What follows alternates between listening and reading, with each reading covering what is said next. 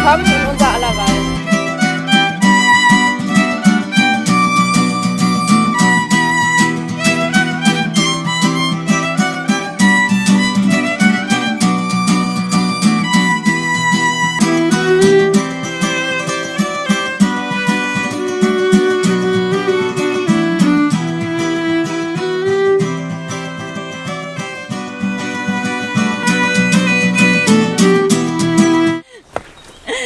Ja, hier sind wir wieder in unser aller Wald, Episode 3.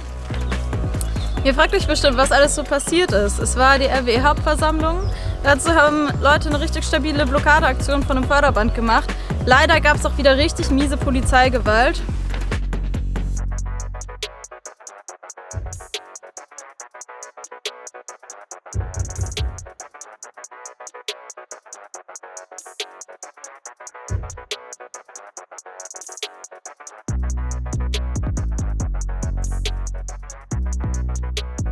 Wie sie auch auf dem 1. Mai jetzt in Berlin passiert ist die letzten Tage.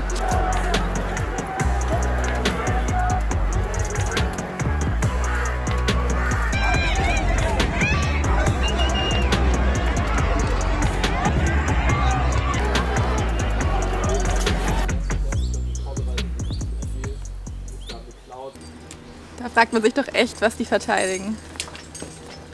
Sonst warten wir hier voller Freude auf die Delegation der Zapatistas, die eine Reise durch alle Kontinente machen, und wir haben sie auch eingeladen, in unser aller Wald zu kommen, und wir sind gespannt, ob es wohl klappt. En unser aller Wald y Lützerath esperamos a las zapatistas. Estamos sentados acá junto al fuego, pero luchamos para el buen vivir de todos los pueblos. Zapata vive! La lucha sigue! Außerdem hat der Frühling jetzt so richtig Einzug gehalten. Die Tage sind echt viel länger und der Wald erwacht überall zum Leben.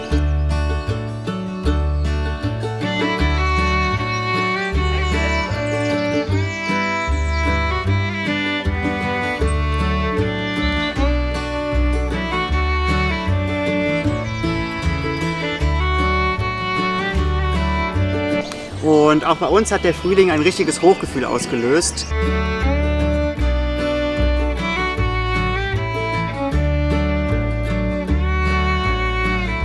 Wir nutzen den Tag unter anderem auch, um weiter zu bauen.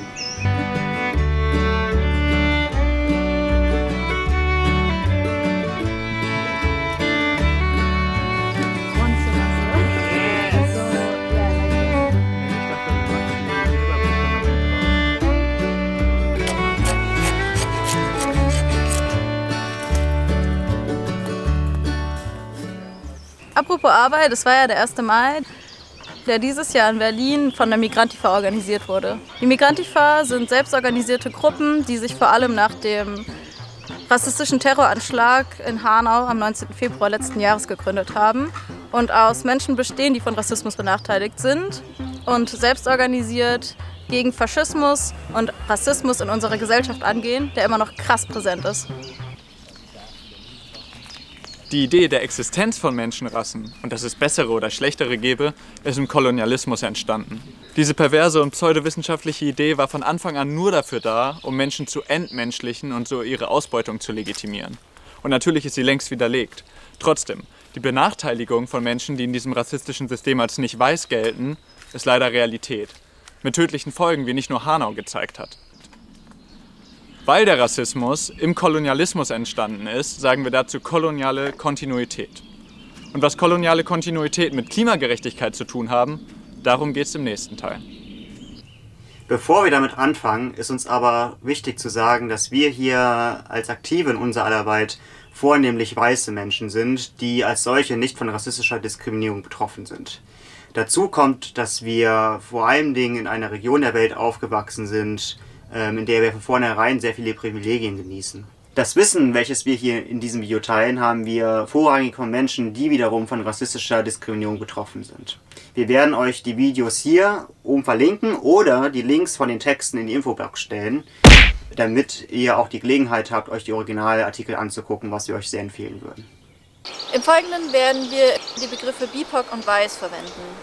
Dabei verstehen wir BIPOC und Weiß nicht als Farbe und schon gar nicht als Hautfarbe oder als biologische Eigenschaft, sondern vielmehr als soziales und politisches Konstrukt. Weißsein bedeutet bezogen auf diese rassistische Gesellschaft vor allem eine privilegierte und dominante Position zu haben. BIPOC ist eine emanzipatorische und solidarische Selbstbezeichnung. Sie verbindet Menschen miteinander, die ähnliche Erfahrungen von Rassismus und von Ausgrenzung aus einer mehrheitlich weiß dominierten Gesellschaft gemacht haben und die oft in eine Kategorie des Andersseins gepackt werden. Mehr dazu findet ihr in der Infobox. Was hat das jetzt mit Klimagerechtigkeit zu tun? Im globalen Norden wird der Ursprung der Klimakrise oft zusammengelegt mit dem Beginn der industriellen Revolution. Dabei wird oft außer Acht gelassen, dass schon mit dem Kolonialismus ein Prozess begann, der zu massiven Treibhausgasemissionen geführt hat. Die spätere industrielle Revolution wäre ohne die Profite, die durch die Arbeit versklavter Menschen und die massive Ausbeutung von Ressourcen angehäuft worden sind, so niemals möglich gewesen. Derselbe Prozess war auch essentiell wichtig für die Entstehung des Kapitalismus.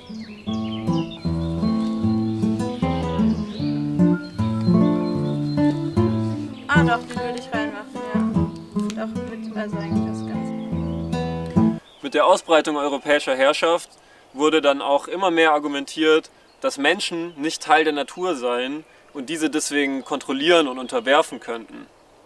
Als Teil davon wurde diese gedachte Spaltung zwischen Mensch und Natur auch von den weißen KolonisatorInnen genutzt, um sich von nicht weißen Menschen abzugrenzen. Die kolonialisierten Menschen galten in diesem Denken also als weniger menschlich und damit weniger wert. Damit wurde letztlich auch ihre Unterdrückung gerechtfertigt und bis heute werden Ausbeutung und Vertreibung häufig rassistisch begründet. Es existiert also die Vorstellung, dass der Mensch, gerade der weiße Mensch, von der Natur getrennt und ihr überlegen sei. Dadurch verstehen die Menschen, die das denken, nicht mehr, dass sie in Wirklichkeit von der Natur abhängig sind. Und das macht es wiederum möglich, Natur zu zerstören oder auch die Atmosphäre zu verschmutzen, ohne dass es die Menschen als Bedrohung für sich wahrnehmen. Die Trennung von Mensch und Natur ist also eine im Kolonialismus entstandene bzw. verstärkte Denkweise, die Rassismus und die Klimakrise aufs Tiefste verbindet. Weltanschauungen, in denen der Mensch und die Natur nicht als getrennt voneinander begriffen werden, wie sie gerade von indigenen Gruppen weiterhin aufrechterhalten werden, werden anstatt sie als Teil der Lösung zu begreifen, an den Rand der Gesellschaft geschoben. Ich meine, das ist doch so lächerlich. Deutschland schreibt sich auf die Fahne, seine Vergangenheit aufgearbeitet zu haben. Nicht nur, dass Institutionen wie der Verfassungsschutz, die Polizei von Verbrechern aus dem Nationalsozialismus mit aufgebaut wurden und immer noch ein Sammelbecken rechter Gesinnungen sind. Dazu hat Deutschland eine fucking Kolonialgeschichte, die einfach null thematisiert wird. Deutschland war das Land, was im 20. Jahrhundert den ersten und nicht den letzten Genozid verbrochen hat. Der erste war im heutigen Namibia, damals Deutsch-Südwestafrika, in dem sich die Herero und Name auch krass gegen ihre deutschen Unterdrücker gewehrt haben. Das deutsche Kolonialgebiet war aber auch noch größer und umfasste Teile der Staaten. Da fällt einem nur ein, Deutschland, Katastrophe. Weiß nicht, was ist denn? Hängt da? Ja, nee, er ist also...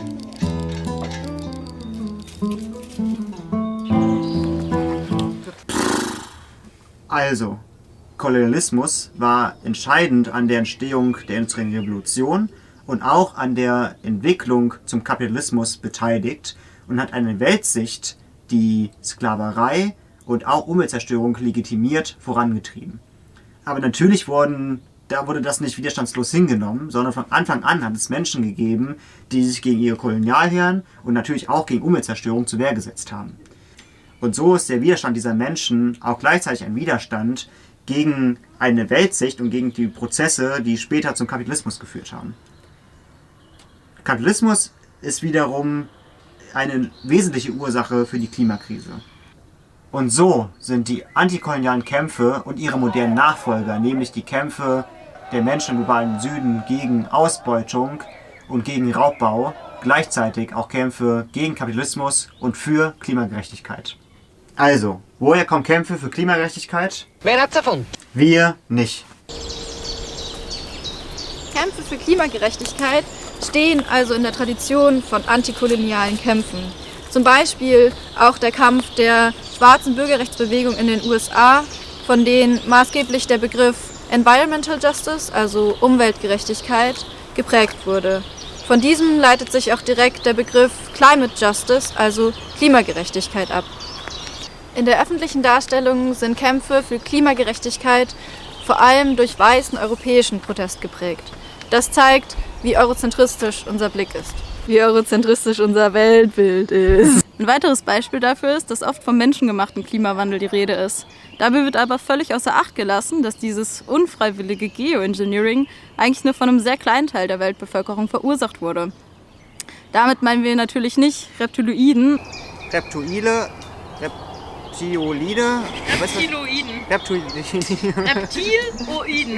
Reptiloiden. Oder gar Jüdinnen, sondern vor allem Menschen, die in den ehemaligen Kolonialstaaten leben. Die weiß-patriarchal geprägten Kolonialmächte. Kokolores, den weiß-patriarchalen Kokolores.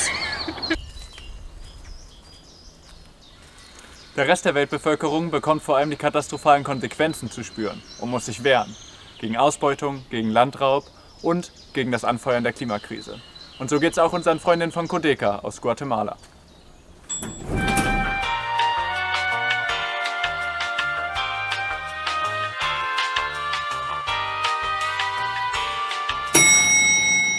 Soy Telma Cabrera Pérez, del pueblo Mayamam. Soy defensora de los derechos humanos y de la madre tierra, miembro del Comité de Desarrollo Campesino, siglas Codeca. Codeca nace en el año 1992 en la costa sur. Ahora estamos a nivel nacional, estamos como Codeca. Por toda la explotación, por todos los abusos de las empresas, por toda la problemática que vivimos aquí en Guatemala, hay un Estado fallido y corrompido. Entonces nosotros fuimos obligados a defender nuestros derechos y por eso nos declaramos en resistencia. Hemos decidido organizarnos para defender nuestros derechos, como los derechos de la madre tierra, el agua, los derechos laborales y todo lo que son nuestros derechos a la salud, a la justicia, a la educación, a la comunicación, o sea, todo lo que es el derecho de un ser humano, nosotros como pueblos, eso es lo que defendemos como Codeca. Porque a raíz de todo este problema que nos causan las empresas, nosotros como pueblo hemos perdido hasta nuestra identidad.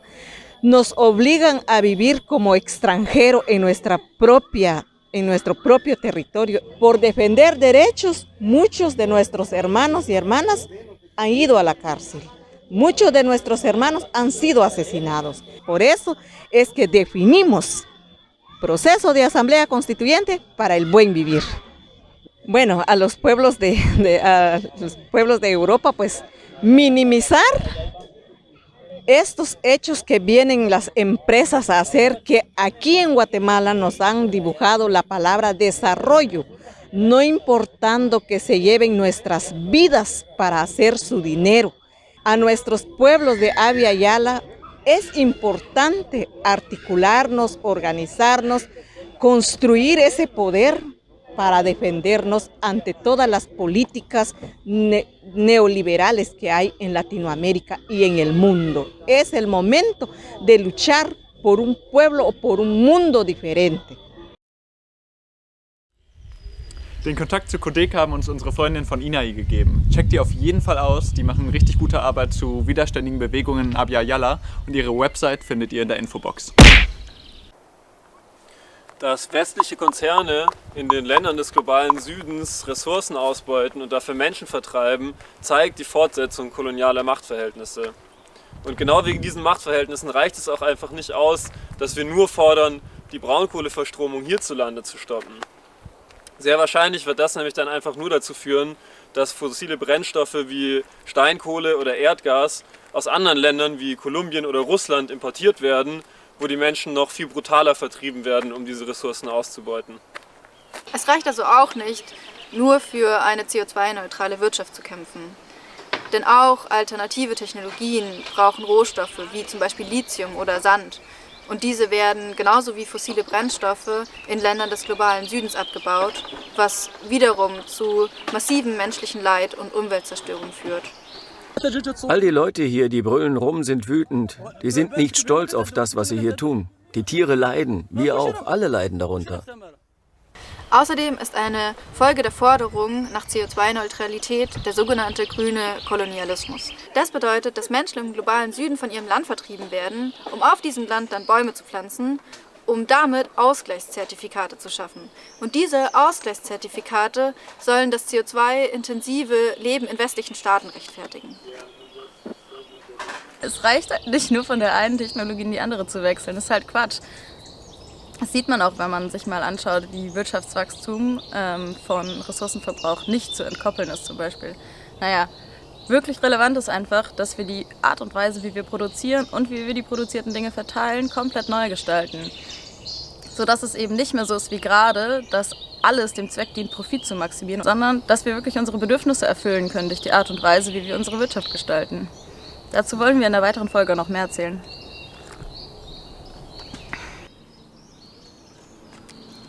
Wie bereits gesagt, sind wir hier in unser aller Wald den allergrößten Teil der Zeit nur Weiße.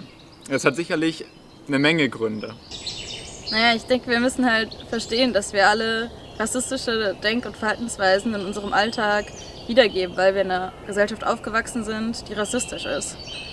Und trotzdem können wir natürlich Antirassistinnen sein, aber dafür müssen wir unsere Gedanken und unser Verhalten regelmäßig hinterfragen und auch daran arbeiten, das zu ändern. Dass Weiße viel weniger Repression erfahren, gilt sowohl für Deutschland, wo rassistische Polizeigewalt an der Tagesordnung ist, als auch im globalen Kontext. Anderswo werden Menschen für ihren Widerstand und ihren Kampf für Gerechtigkeit einfach ermordet.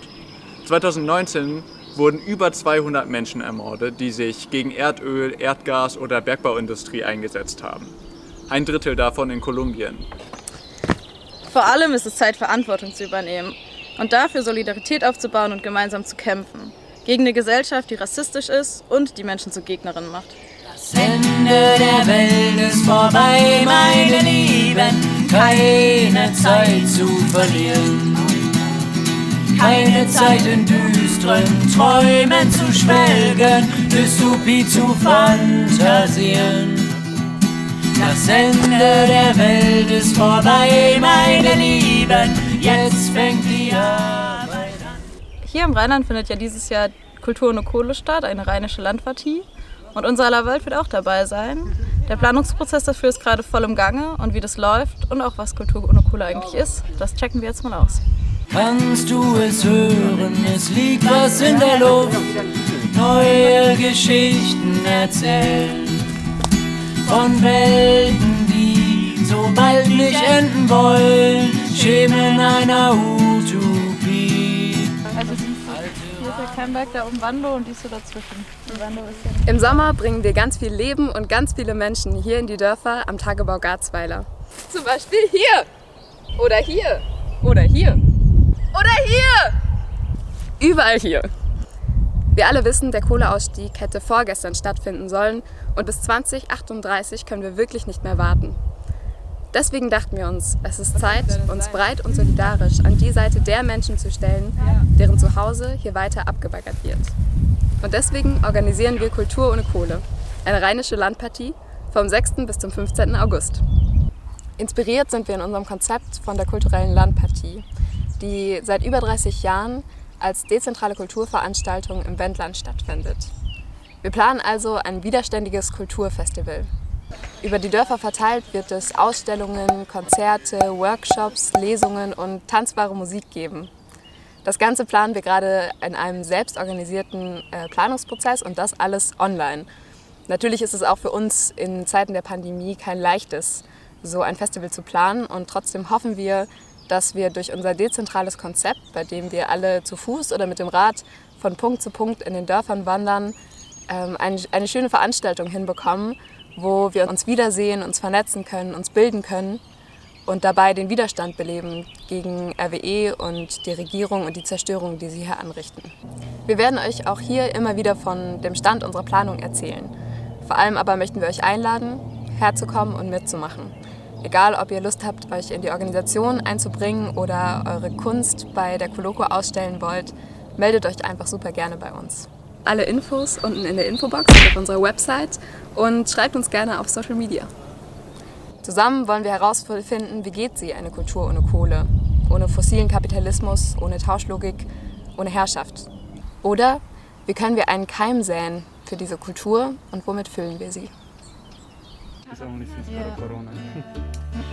Lexi, hast du mir Lust, mich anzuziehen?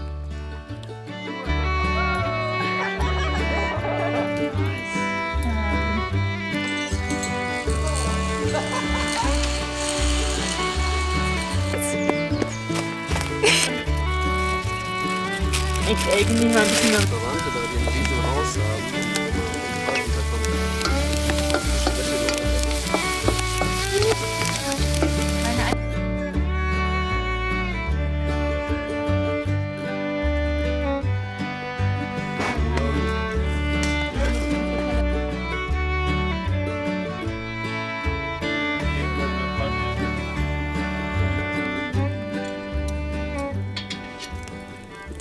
Okay, das war's von uns. Wir hoffen, ihr konntet etwas mitnehmen. Das war schon ganz schön viel und zum Teil auch ziemlich komplex. Und ja, schreibt voll gerne in die Kommentare, ob ihr was mit diesem etwas anderen Format anfangen könnt. Dann wissen wir, ob wir mehr oder weniger davon machen sollen. Und natürlich ist es auch richtig gut im Kampf gegen den Algorithmus.